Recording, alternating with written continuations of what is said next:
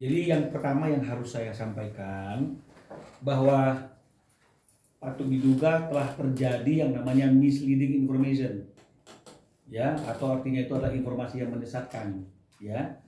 Kenapa saya mengatakan bahwa ada misleading information atau informasi yang menyesatkan? Karena faktanya tidak seperti apa yang dipublikasikan, ya. Ini bukan artinya itu bukan terkait dengan masalah brand kotak merek, ya. Meskipun memang ada kaitannya ke sana, tapi ini bukan itu yang menjadi persoalan itu.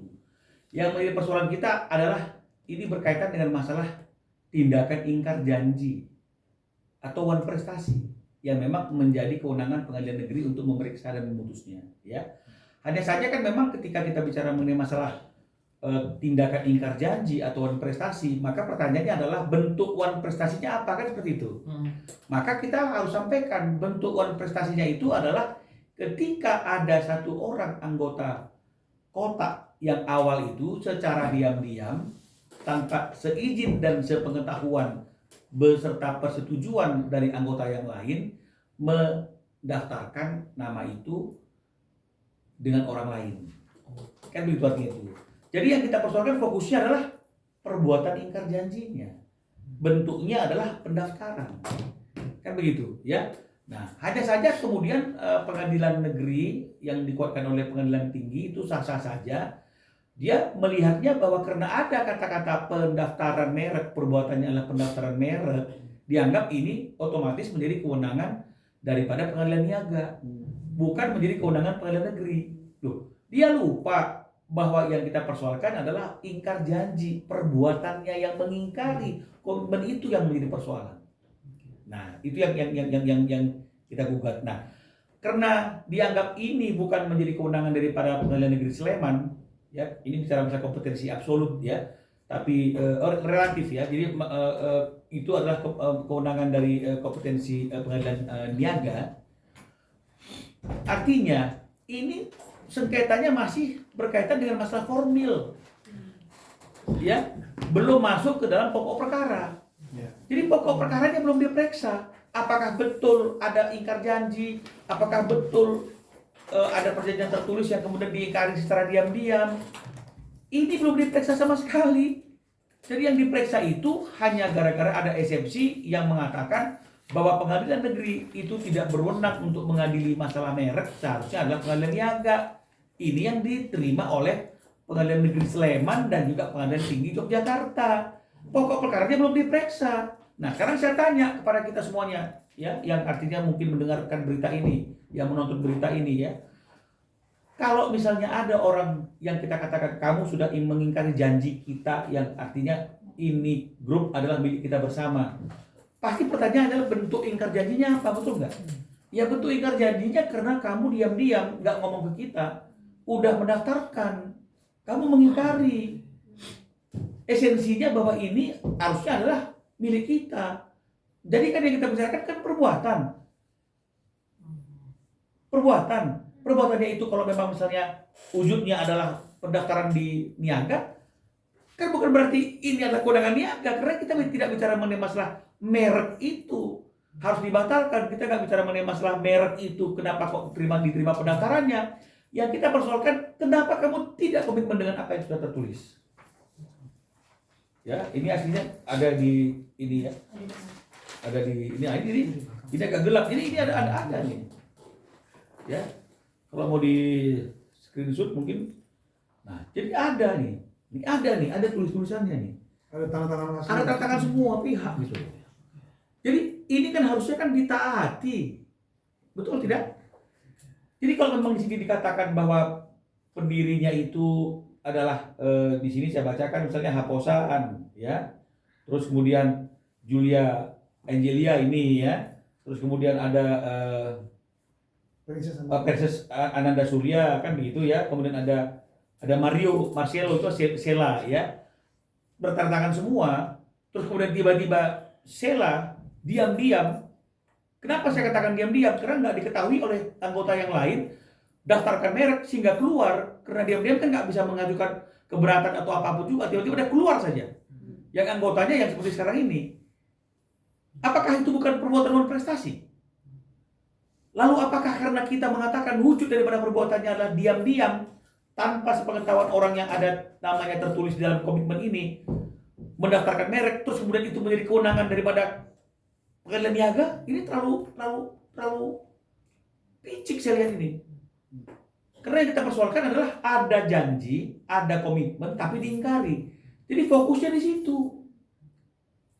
Kalaupun dikatakan bahwa memang betul ada perjanjian, ada kesepakatan, ada komitmen yang tidak ditaati oleh Sela, karena yang dibuat cuma Sela, nggak pemilik merek yang lain. Karena ini bukan bisa sengketa merek. Kalau sengketa merek, maka harusnya tergugatnya adalah Sela Tantri Chua. Karena nama mereka bertiga yang terdaftar dalam merek itu tersebut.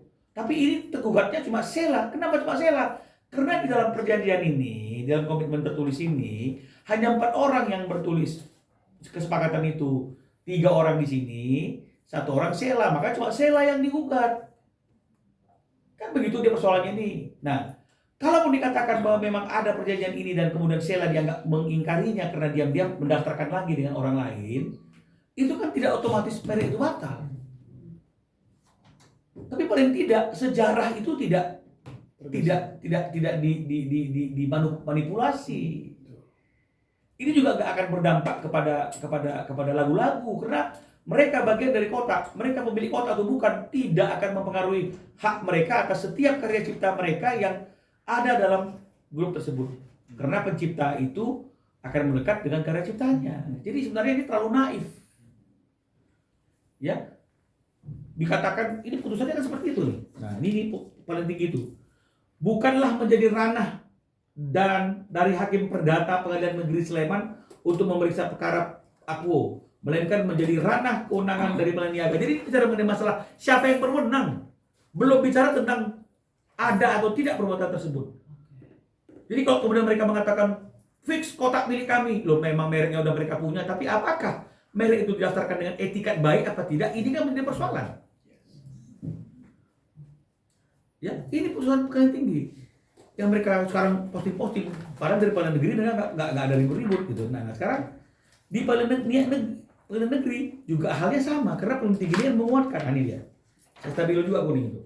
Dia mengatakan menimbang bahwa oleh karena eksepsi, nah, jadi eksepsinya daripada Sela, kompetensi absolut ya telah dikabulkan oleh majelis hakim tentang kompetensi absolut itu apakah di negeri apakah di niaga. Nah saya bingung, orang kita bicara prestasi kok ada perjanjiannya kok yang diingkari, perbuatannya yang mendaftarkan dengan diam-diam.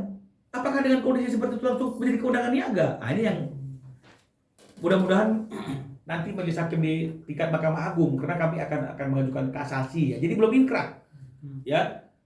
Kita akan mengajukan kasasi dan kalau menurut perhitungan kita itu batas waktunya sampai tanggal 28 Mei ini kita boleh mengajukan kasasi.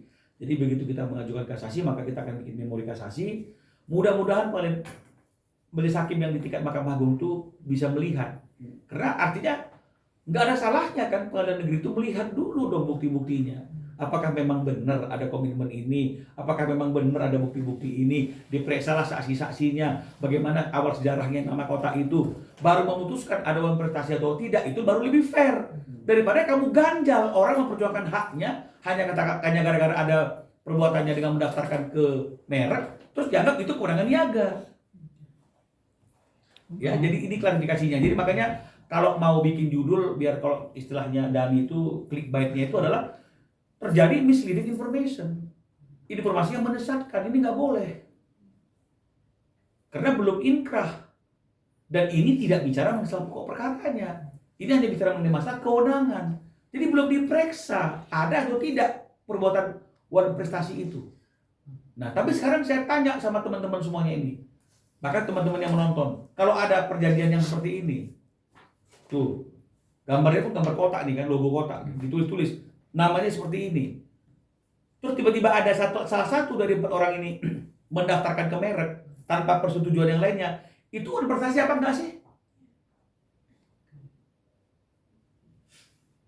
Jadi tolong penulisnya juga nggak usah tendensius, tapi kebenaran harus diungkap.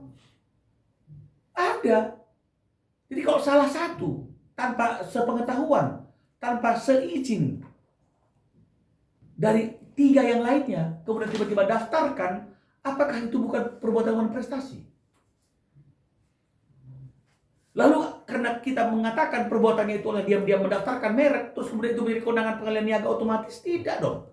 Karena kita tidak bicara mengenai masalah pembatalan merek itu. Itu mekanismenya lain, tapi ini karena perbuatannya. Karena ada ininya kok. Kalau nggak ada ininya, kami juga nggak akan bisa ada situasi yang mengajukan gugatan secara keperdataan. Ini ada ininya, ada buktinya kan. Bang, Ya. boleh tanya nggak itu Bang Posan bikin sama Sheila sama itu kapan Bang? Boleh diceritain nggak untuk tanda tangannya itu? Oke. Enggak jadi gini, ya itu ada dalam materi gugatan, ya. Kalau kita mau urut-urut, mereka ini kan dipertemukan kan dalam ajang festival band High, ya majalahnya juga ada, ya Dream Band High itu ada. Ya. Kita belum sampai ke sana itu karena udah bicara masalah eksepsi, ya. Kita akan ada buktinya bahwa peserta-peserta yang lain itu juga akan memberikan kesaksian kalau memang kita ke pokok perkara bahwa pada waktu itu memang diberikan kesempatan kepada masing-masing anak-anak yang dipertemukan ini untuk membentuk band sendiri dengan nama sendiri. Maka lahirlah, tercetuslah mereka ini, kita pakai namanya Kotak Saja. Bahkan ide itu munculnya dari Pak, dari Julia, ya, nah oke. Itu yang terjadi. Nggak ada tertulisnya, karena kan kita nggak pernah berpikir komersial pada waktu itu, ya. Maka teruslah pakai nama itu, pakai nama itu, pakai nama itu. Nah, tapi semakin lama, kemudian kita merasa perlu untuk ada juga tertulisnya, jangan sampai hanya lisan saja terus kemudian itu tidak ada bisa dibuktikan. Maka kemudian ketemu lagi, ayo dong, kita bikinlah tertulisnya seperti ini di tahun 2004, ya kita bikin seperti ini. Biar apa yang udah kita sepakati di awal itu ada buktinya. Ada buktinya. Nah, jadi kalaupun misalnya ternyata sebelum ini udah ada pendaftaran merek, kalau memang Sheila itu beretikat baik, dia harus ngomong dong, aduh gua nggak bisa bikin ini. Gua nggak mungkin bisa lagi menyepakati sesuatu seperti ini karena saya udah terlanjur untuk mendaftarkan nama itu dengan orang lain. Fair dong. Bukan dengan diam-diam nggak ingin menyampaikan situasi yang udah terjadi. Oh boleh. Bikin. Mereka berpikir ya inilah yang betul. Lama kemudian baru diketahui loh kok ada pendaftaran seperti itu. Kan begitu. Tapi kan upaya untuk melakukan keberatan, upaya untuk melakukan upaya-upaya itu kan sudah tertutup karena sudah terlalu lama. Karena ketidaktahuan mereka juga nggak cari-cari tahu kenapa, karena Sheila masih mau buat yang seperti ini. Harusnya dia nggak usah mau dong, kalau memang dia beretikat baik. Bang, tapi kalau dari pihak abang sendiri apa sih bang yang membuat ini kan masuknya one prestasi bang harusnya, tapi dalam prosesnya malah ke sengketa merek. Lu enggak, maksudnya kenapa nilainya pada sengketa merek? Tanya kepada majelis hakimnya yang memutuskan perkara ini di PN dan di pengadilan tinggi gitu loh. Karena kan kita kan nggak bicara masalah merek, kita hanya bicara one prestasi.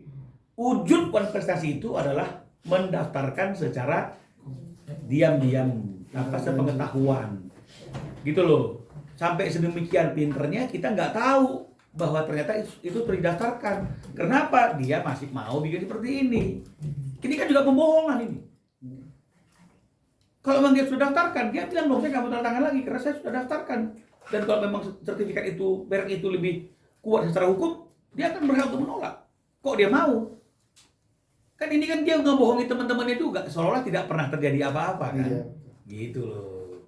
Tapi kalau bicara kekuatan dari surat itu tuh seperti apa bang? Di atas materai atau ada saksi secara langsung gitu bang? Loh, kan kalau kita bicara terkait dengan masalah pasal 1320 KUH Perdata.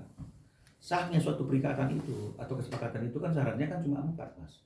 Satu adalah cakap melakukan perbuatan hukum. Mereka kan pada cakap. Kedua sepakat. Mereka sepakat. Ketiga, kausa yang halal. Apa yang mereka tuangkan ini kan sebenarnya objeknya halal. Memang mereka dari awal pendiri daripada berbagai kota itu. Ya kan?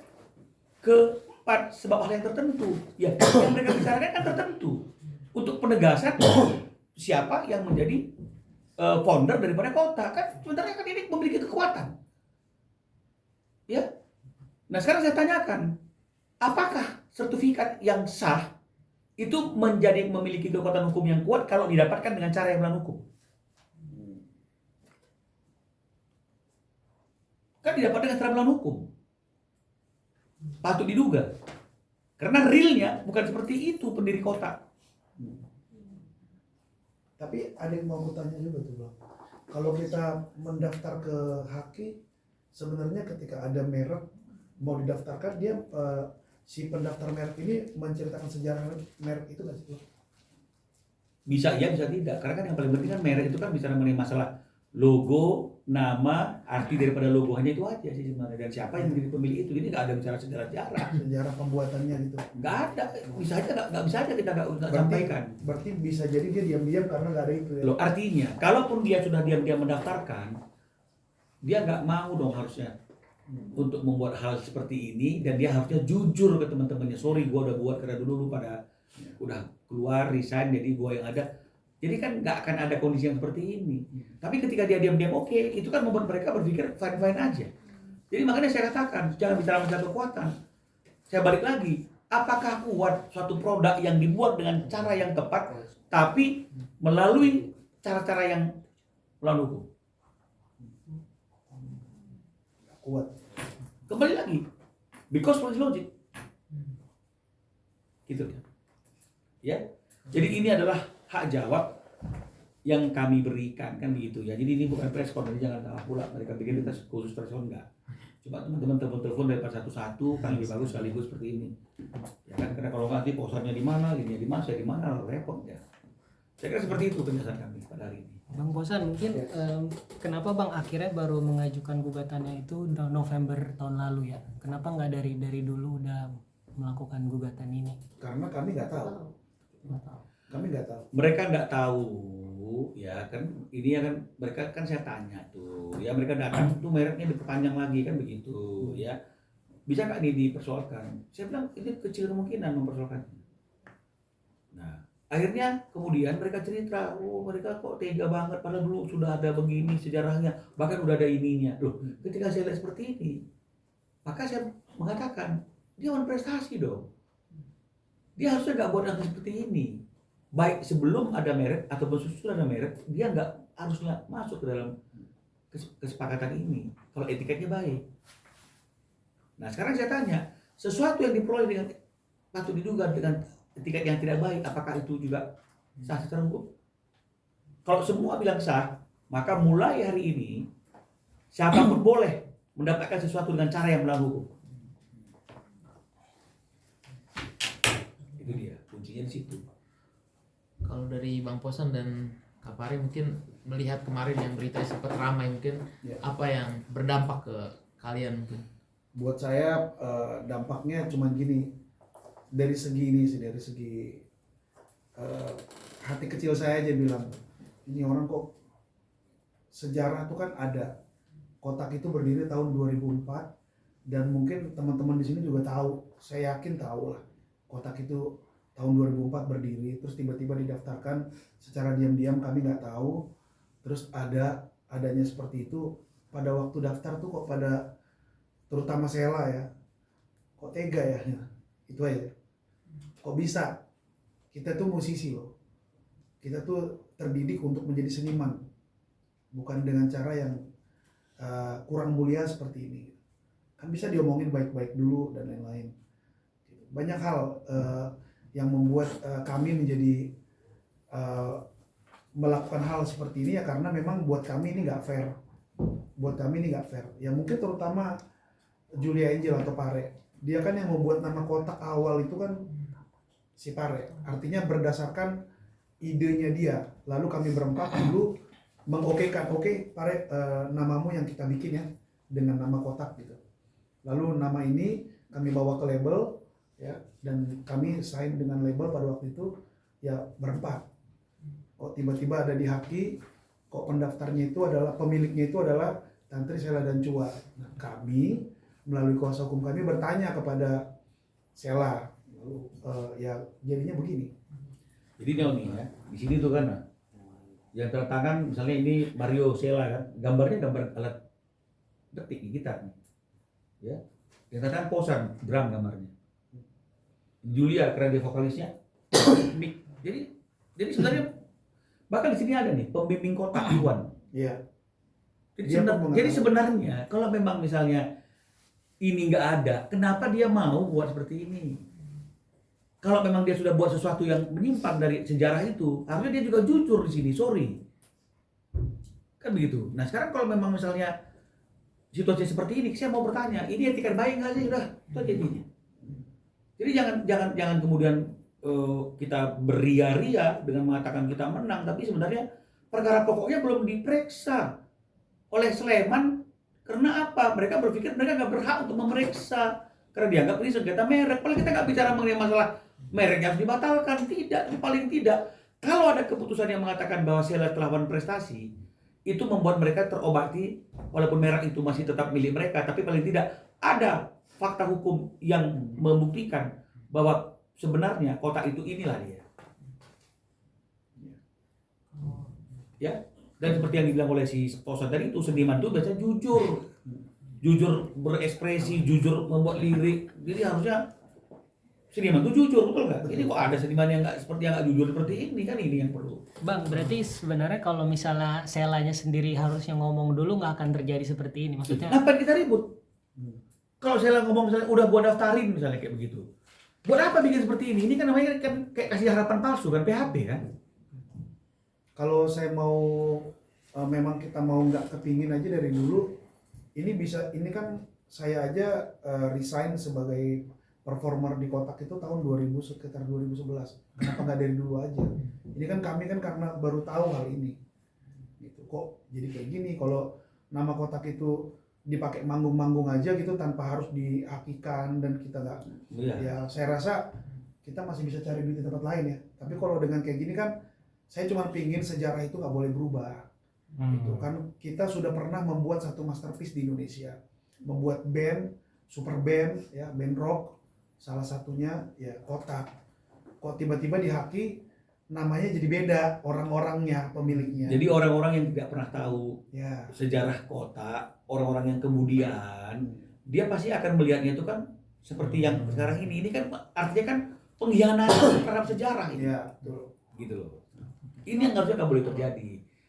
Bang, sorry tadi mungkin terlambat juga mau tanya mungkin terkait dengan pendaftaran yang nama di Haki ini, mungkin boleh tahu itu tahun berapa dan mungkin momennya saat itu Mas Posan dan Bapak Rey sendiri seperti apa sih ke personal? Mbak, kita nggak akan jawab terkait dengan masalah itu karena itu ranah merek dia, Pak. Kita ini fokusnya Dewan Prestasi. Yang kita mau angkat itu adalah ada komitmen seperti ini, gitu loh. Itu yang pertama. Jadi artinya kalau ada komitmen seperti ini kemudian ini diingkari, apakah ini bukan prestasi namanya? Ini yang menjadi fokus kita. Wujudnya ada pendaftaran merek. Ini kan hanya sampiran, aksesoris. Ini pokoknya, gitu loh. Jadi kita nggak usah bicara tentang merek apa, nggak usah, gitu. Karena yang mau kami sampaikan ada kondisi yang seperti ini.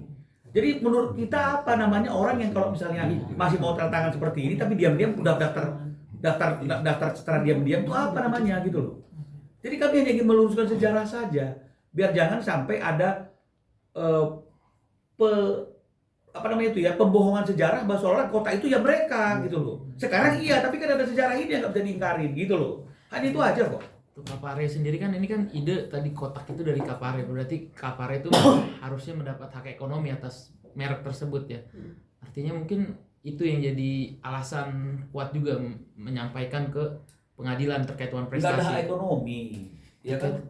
Brand itu kan dipakai kan nggak ada hak ekonominya. Hak ekonominya kan muncul kan ketika manggung membawakan lagu-lagu. Betul. Tapi dengan nama merek tersebut kan, Bang? Loh iya. Karena memang dari awal kan udah dikenal mereka dengan nama itu. Tapi kan paling tidak, ya artinya konsepnya Julia Angel pada waktu ketemu dengan saya bukan masalah hak ekonominya gitu loh. Cuma meskipun memang nanti dari nama itu akan ada impact daripada hak ekonomi itu. Tapi tujuan utamanya bukan seperti itu. Itu hanya sifat. Orientasi utama kami Bukan ekonomi, itu. bukan uang. Orientasi kami adalah gimana sejarah ini tidak boleh berubah. Gitu loh. Jadi Jadi, sejarah yang nggak boleh dihapus. Iya. Sejarah ini tidak boleh berubah. Jadi nggak boleh bohong seperti ini, Ya, gitu loh. Jadi makanya- meskipun konsekuensinya ada ekonomi, tapi itu adalah apa namanya itu akibat daripada Ya. itu aja, bukan utamanya gitu. Makanya kami pertanyakan itu kan ke Sela.